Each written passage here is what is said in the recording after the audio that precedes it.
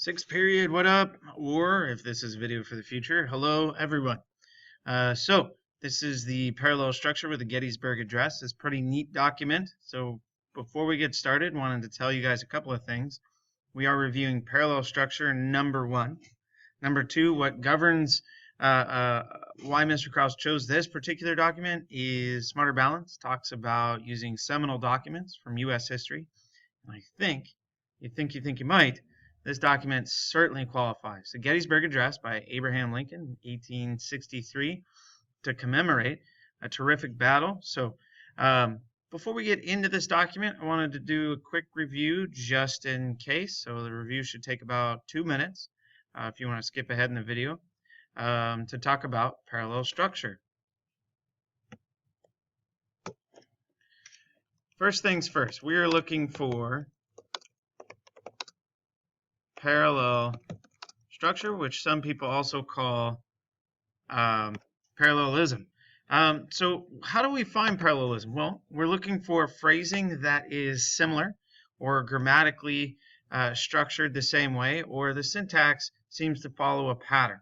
So if you take a look at the example that just popped up on the screen, we see video, we see microphone, and we see screen capture. Each one of those happens to be one word. We also can look at the and as well as the surrounding commas to give us a hint of where to look. So terrific example here. Notice after the verb use we have one noun, and it tends to be technology, so it sounds really nice when you actually say it out loud. Mr. Kraus uses video, microphone, and screen capture to create this lesson or this review. Let's take a look at one more example that's definitely going to help you guys with the Gettysburg Address. Again, right off the bat, we can look for some commas to help us. We can find some commas right here. Hey, come on up. All right, I'll go to the top. And there's that wonderful and. So if we're looking around the commas and the and, we'll take a look at students should listen to Mr. Kraus, take notes on paper, and review with classmates. So we end up with, a verb, right? You guys see the listen, the take, and last but not least, the verb review. Not only is it verb, verb, verb, by the way, each verb is present tense, right? The now tense. Not only is it a verb, but there's also something else. There's also a little bit of phrasing going on. So I'm just going to bold that. And what you notice is that there's also a prepositional phrase. So just a quick review. Prepositions show position, and they demonstrate a relationship. So we have each phrase has a verb that's in present tense and a prepositional phrase, or you can see the P and the P, a PP.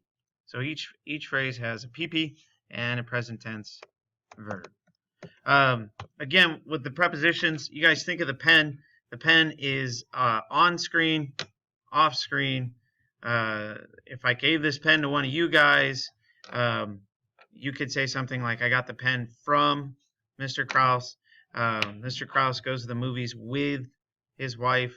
So with, from, on. You can hear the pen slam on the desk. So look for those prepositions, those prepositional phrases, and they should be similar. Why bring that stuff up? Because it's on the Gettysburg Address. One last little bit of note. The Gettysburg Address is written by Abraham Lincoln. Do you guys know what Abraham Lincoln's profession was prior to his becoming a politician? I'll give you a couple seconds to answer that. Substitute, please pause the video. If anybody gets it right, then take note of that, and I'll be sure to give you guys some extra credit on Monday.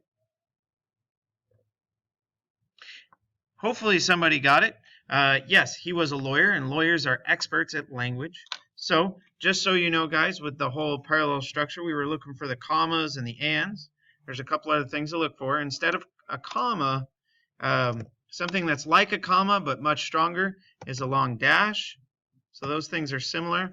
And then we have and, but we also have the phrase or. So look for those things as you dive into the parallel structure. If the substitute please pause video, or you guys take an attempt to tackle finding parallel structure in the Gettysburg Address, which is this handout. So as you listen to it, listen for phrasing, similar structure that seems to repeat, and we'll talk about it at the end of this video.